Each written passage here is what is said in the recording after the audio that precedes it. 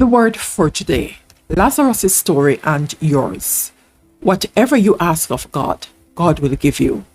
John 11:21-22. Here are 3 more things we learn from the story of Jesus raising Lazarus from the dead. 1. Whatever you have lost, God can restore. One of the great promises in Scripture is that God can restore to you the years that life has stolen. See Joel 2:25. Claim that promise. Take it back to the place where you lost so much and ask God to replace, restore, and renew. He will do it. 2. Whatever you're bound by, God can set you free from.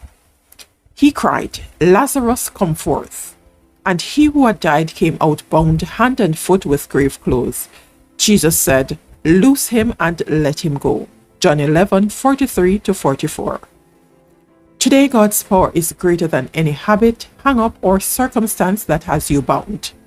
Even though your mind doesn't fully comprehend it, let your faith respond to him. Pray with the psalmist. Give me understanding, and I shall keep your law. Indeed, I shall observe it with my whole heart.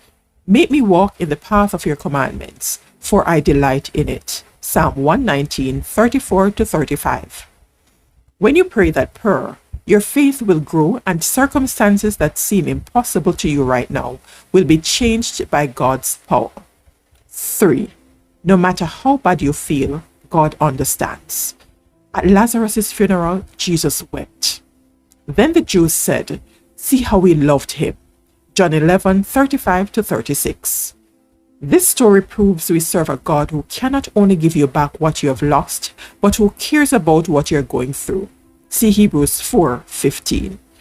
So if you're hurting today, turn to him and let him help you. That is the word for today.